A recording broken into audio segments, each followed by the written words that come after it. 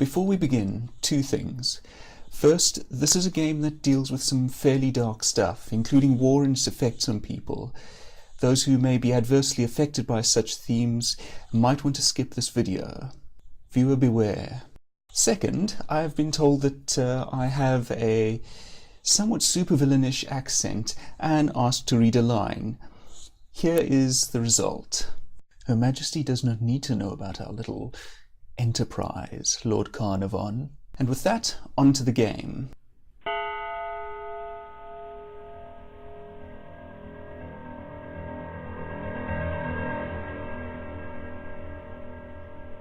Greetings and salutations. I am Thaumaturge and this is the Museum of Broken Memories. This is a point-and-click adventure game and one that was one of my favourites.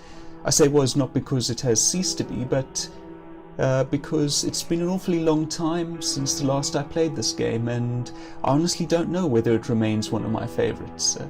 So let's find out.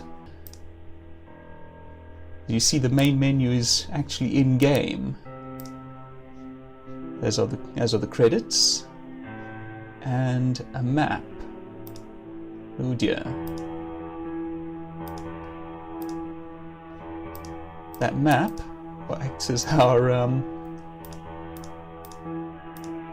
our fast travel mechanism.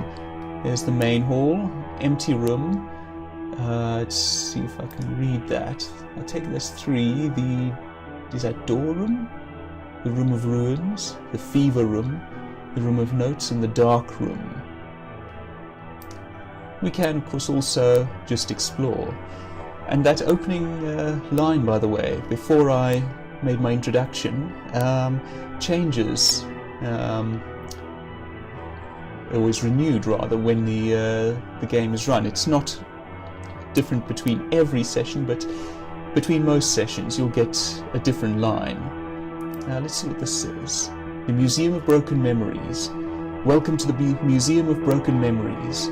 We hope you will find your stay to be enlightening, confusing, frightening, depressing, and elating. You may experience the fragments in any order you wish. There may be a way out of here.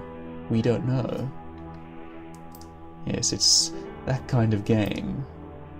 We can't actually exit through here. I think we perhaps have to use... Or has something gone wrong? I think something's gone wrong, actually. Well, that's not a good start. Oh, okay. I couldn't go into room 2. Oh well.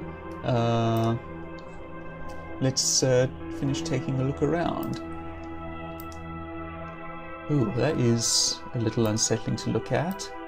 People running from some sort of disaster again? I can't click on it. You may be wondering what sort of game this is. Well, you'll find out as we go, I think. His cold horrors, silent, dark Urizen, prepared. His 10,000s of thunders, ranged in gloomed array, stretched out across the dread world, and the rolling of wheels as of swelling seas sound in his clouds. In his hills of stored snows, in his mountains of hail and ice, voices of terror are heard, like thunders of autumn, when the cloud blazes over the harvests. If I recall correctly, this figure of Urizen is one that recurs in the works of the particular artist who made this. Jonas Kairatses, I think his name is. Well, I'm likely enough mispronouncing that. A light bulb. No matter where I go, it follows me. And a bottle of some sort. We stayed for a few days at the old hotel. I'm not quite sure how long it was. I was mostly delirious. Stain and Stolovsky managed to get the heating going, so at least we didn't freeze to death. I survived the fever. Altman didn't. He died drooling and mumbling about his wife. I dream about him sometimes. They found us not long after he died, so we had to start running again. It was unbelievably cold, even for Dorogobuj. We couldn't keep moving for more than half a day at a time. Most of us believed that we would all die, and I guess we were right. Yes, somewhat dark stuff, which I suppose ties into this. An hourglass? It follows you, you know.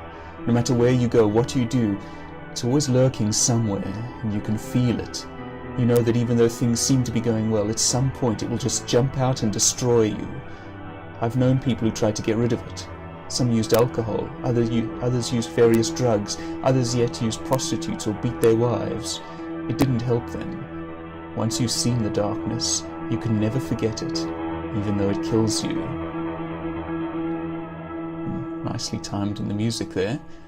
Some sort of strange background, almost like a warped interior landscape, and the text in reverse and, by the looks of it, negative there. The worst part of war for me was the waiting. The battles consisted of hectic running around, fear beyond understanding, screams, and the feeling that your heart was going to burst pretty soon. But in a perverse sort of way, there's something almost enjoyable about it. But it's the waiting that kills you.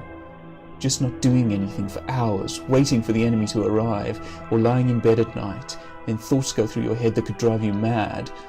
You feel small and helpless, and you want to cry. You want someone to hold you and tell you it is all right.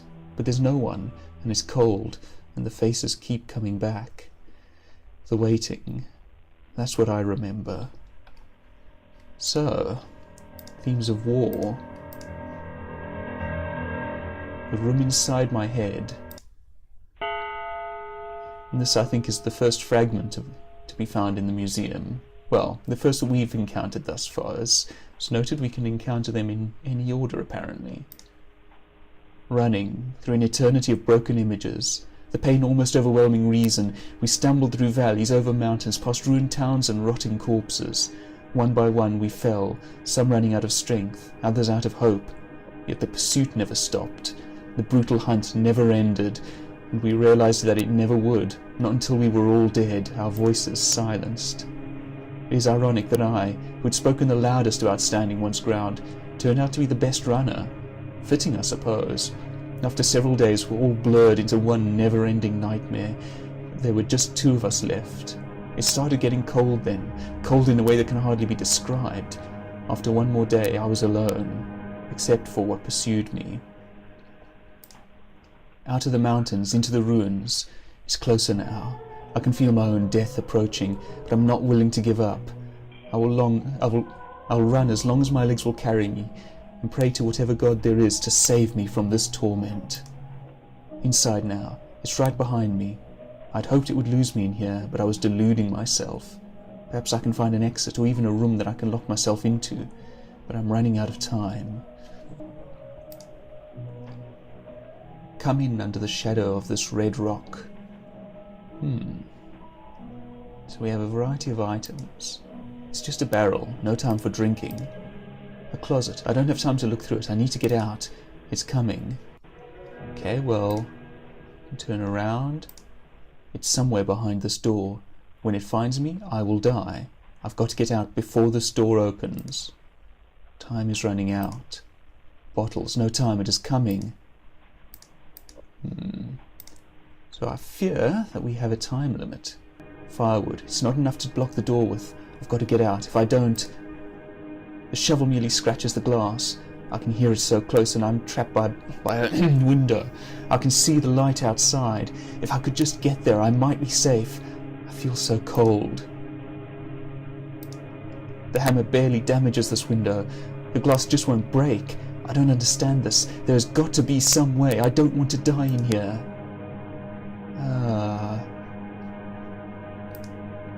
A key. There must be a key. If I can find it, I can unlock the window and get out of here. I've got to find it. I'll turn this room inside out. It's so close.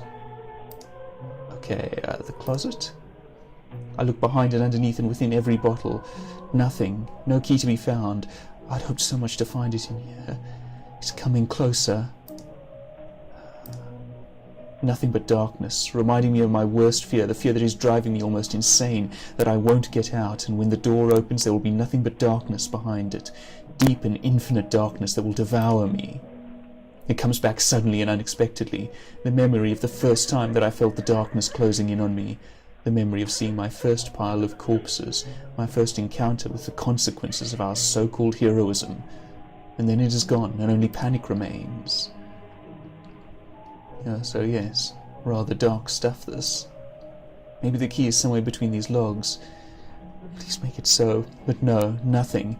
Where could it be? I'm running out of time and I can feel it approaching. The door will open. I'm scared. Oh, please help me. Help me. This isn't happening. I don't want to disappear. Ooh, I think we failed that one. Alright. In that case...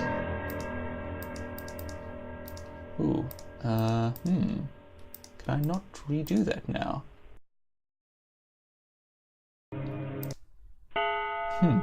Maybe there is no other way out of that. Alright, well let's move on then, shall we? That was 3, so let's try 4. 3 was the door room. Yes, makes sense. 4, the room of ruins. Oh, for a voice like thunder and a tongue to drown the throat of war. And when the senses are shaken and the soul is driven to madness, who can stand? When the souls of the oppressed fight in the troubled air that rages, who can stand? When the whirlwind of fury comes from the throne of God, and the frowns of his countenance drive the nations together, who can stand? When sin claps his broad wings over the battle, and sails rejoicing in the flood of death, when souls are torn to everlasting fire, and fiends of hell rejoice upon the slain, oh, who can stand? Oh, who hath caused this? Oh, who can answer at the throne of God? The kings and nobles of the land have done it. Hear it not, heaven, thy ministers have done it. It looks like someone holding up a halting hand to people in helmets. They look like workers. A teddy bear. These fragments I've shored against my ruins. That's from a poem, I think. I have a vague recollection of that from school, I think. This looks like the entrance to our next fragment. What is this? A sepia photograph. In the ruins. I never did make the choice, but after a long time, after my love was dead and the war was over, I went back to look for her. I'm not sure why. Did I think I could start a new life? Perhaps. Or perhaps I was just looking for some part of my old life, something to remind me that there had been a different world before this one. When I got back, I couldn't recognize the place. There was so little left, and what was left had changed completely. There were still certain fragments that seemed familiar, but the entire town seemed to have been broken apart and reassembled into some kind of nightmare. So, against all hope, I searched for her. Now we're in the sepia photograph. I can go in there, but not just yet, I think. The blood-dimmed time is loose. Some of the text is a little difficult to read. It doesn't help that I'm playing this in an 800 by 600 window on at a somewhat larger resolution screen, that is. I don't know whether I could have this at a higher resolution, but 800 by 600 seemed like a safe resolution for a game like this. Alright, let's go in here. Shadow. Alright, nothing else. The ghost looked straight up. You're looking for someone. How do you know? I am a ghost. We understand longing. Can you help me? I can, but I require something of you first. What do you want? The ghost was silent for a moment. There is a house with a white fence near this place. I once knew someone who lived there. I do not know whether they survived this war. I was a soldier and I was away for many years. When I returned it was to fight, and I never saw my friend again before I died. He said he would never abandon his home. I hope that he did, or he is surely dead. Go there, look inside and tell me what you see. Then I will help you. Okay, a house with a white fence. Fair enough. The windows were nailed shut, but there was a crack in one of the boards that allowed me to peek into the house. It seemed to be almost completely empty. Only a broken down table remained.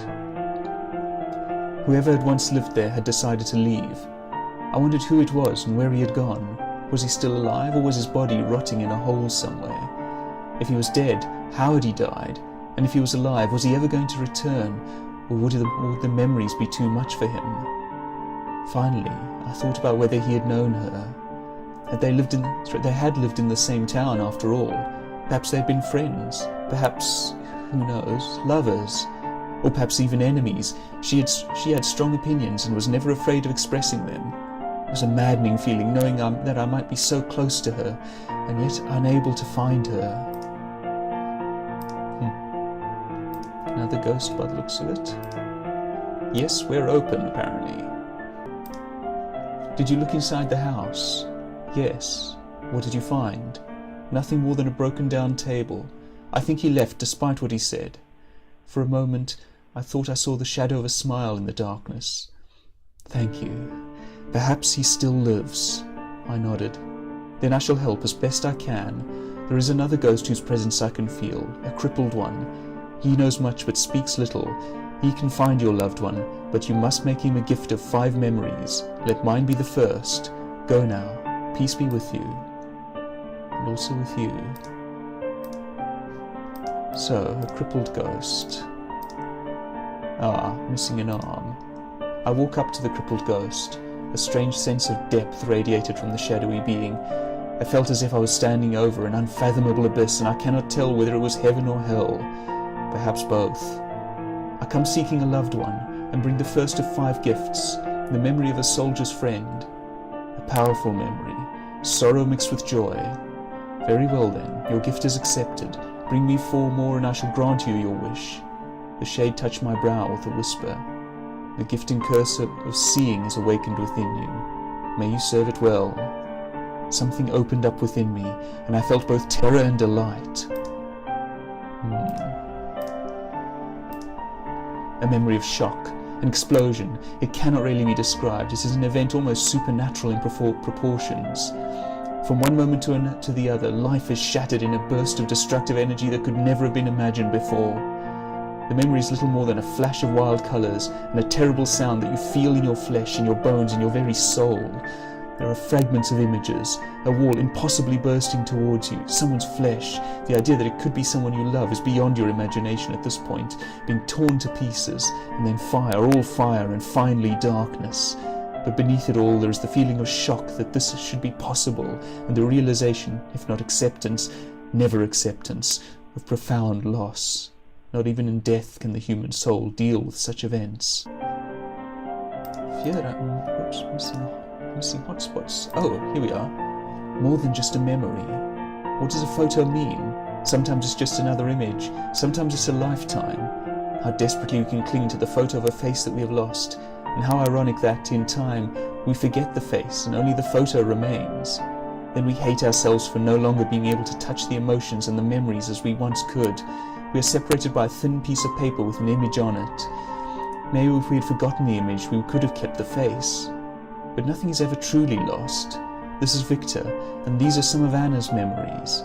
Victor grinning and dancing like a fool to make some children laugh. Victor singing in the shower.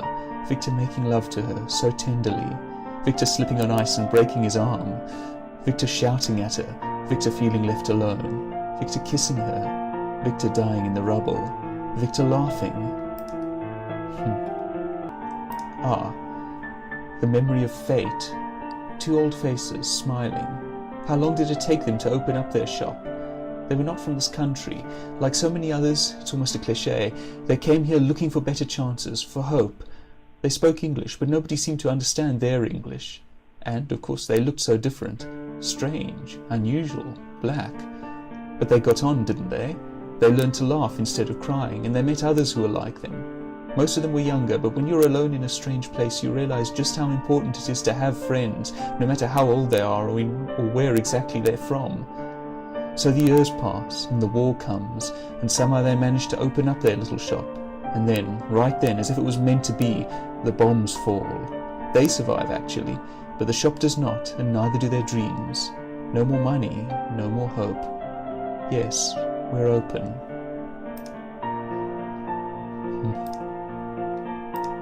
I think we're missing one, which is presumably then on this screen somewhere. A small memory. It starts out merely as warmth and comfort, something soft and homely. Then it takes on shape, though the shape is at that time without meaning. But it comes to mean safety and happiness. They say it's just a toy, but they don't understand.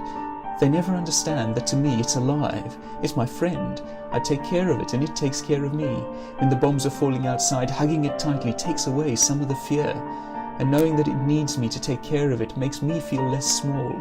The responsibility makes me feel more in control of things.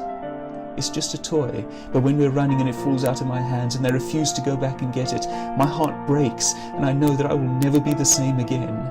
Sometimes the scars of war come from the oddest places. That is kind of heartbreaking. Can't quite make out what it is, a blanket or a teddy bear perhaps. But I think that was the last memory. How does the story end? Perhaps the ghost takes me to her, and we fall into each other's arms, weeping and laughing at the same time, and though times are hard and our memories are terrible, we spend the rest of our lives enjoying our love. Or perhaps the ghost takes me to her, and I find out that she herself is a ghost. Maybe we are both ghosts. Why else should I be able to speak to the shadows inhabiting the ruins? Or perhaps, and this seems all too possible, the ghost doesn't know where she is, and after wandering around in a circle for long enough, I realize that I'm doing nothing but chasing shadows. I don't know how to end this. Do you? I like the first one, personally. If I'm going to end it, I'll go with that. That's the second fragment. That was room 5? No, 4, sorry. Room of Ruins. Room 5, the fever room. What's up next? Looks like our fragment. This should be a little strange, I suspect. Oh, this is going to be difficult to read. It's pulsating, almost like a second heart beating in my head. The pain ascends from the depths of my brain to batter against my skull like some kind of malignant wave of death. Is any of this making sense? Must be the fever. Stain brought me some water. He says my forehead is burning, but I just feel cold. We should keep running. I feel them getting closer like a wave, closing in on us. This sounds like it might be related to the first room that we were in, the people running from war.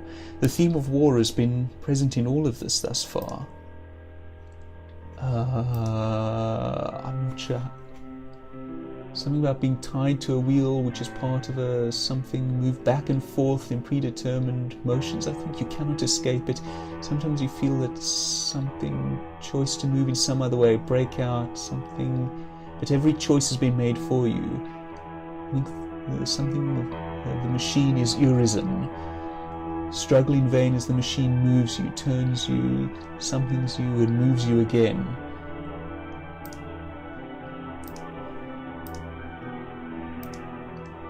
A face there by the looks of it, and buildings. Something that looks a bit like a wing. A photograph of what seem to be soldiers. Old-fashioned telephone. You who have danced on the waves of the sun and ridden on the backs of earthen beasts and rested 1,000 years in the fires of heaven, do not let the waters drown you now. Another wartime photo overlaid with what looks like some sort of classical painting. It was strange seeing them there on the 2 broken down beds in the old hotel. Most of the time they were semi-conscious, drifting in and out of sleep and rarely into true wakefulness. I'm not sure what was worse, the mumbling or the look in their eyes, as if they were being pursued by something too monstrous to imagine.